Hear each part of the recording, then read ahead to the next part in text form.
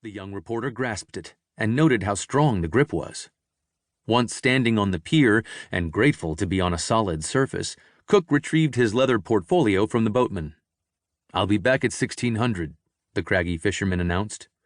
"Don't be late or you'll be spending the night, and I'll be collecting double if I have to fetch you back tomorrow," he cackled with some glee.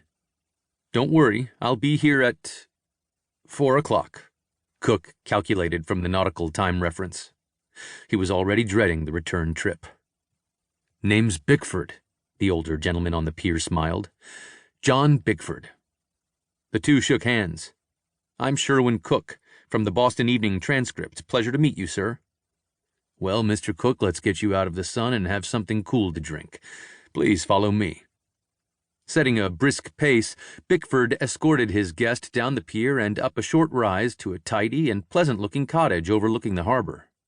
Neatly trimmed rose bushes framed the front porch, which accommodated a settee, a rocking chair, and 2 wicker chairs with cushions.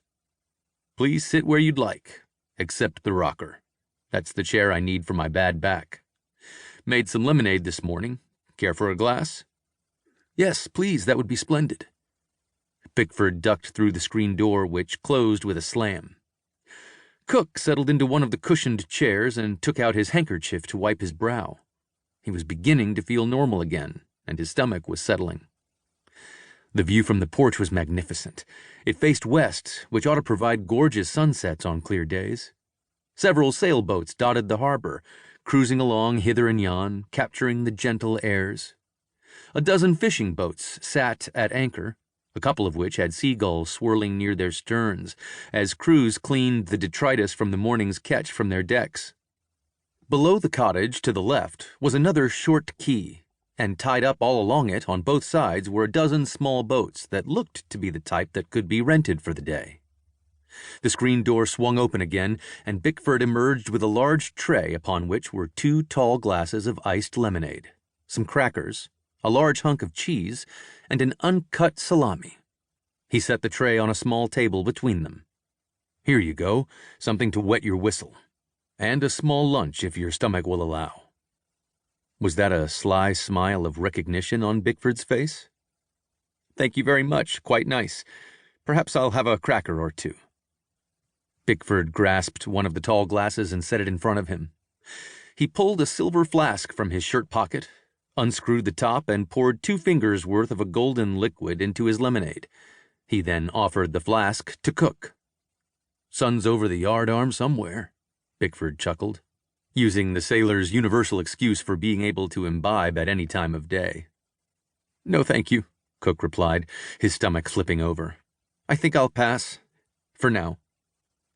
Bickford downed a generous swallow and began to rock. "So I understand you want to hear an old sailor's tales about the War of Northern Aggression, as our friends down south called it." "Yes, please. In particular about the Battle of Cherbourg. My editor wants a good story about that fight, your participation in it, and how you got your Medal of Honor." Bickford took another long sip, and almost as if on cue, began his recitation. Cook had taken out his writing pad and pencils and was already furiously scribbling away. For the next 3 hours, between more sips of lemonade, bites of cheese and crackers, hunks of salami, and more lemonade, John Bickford's remarkable story unfolded. It began with him answering his country's call to arms in 1861, his enlistment in the Navy, and assignment to the USS Kearsarge. It continued with his young man's unauthorized and dangerous spying on one of the enemy's ships, and with the remarkable story of the famous battle between the Kearsarge and the Alabama.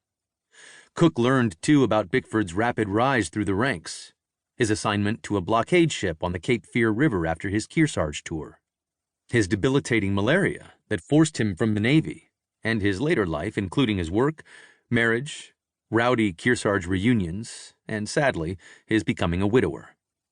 As the sun sank a little lower and the clock moved toward 4 p.m., Bickford finally ran out of steam. Or maybe it was the lemonade. The old man pointed toward the harbor. "You see that string of boats tied up down there over yonder? That's my fleet. I'm the admiral of my own fleet," he guffawed, slapping his knee.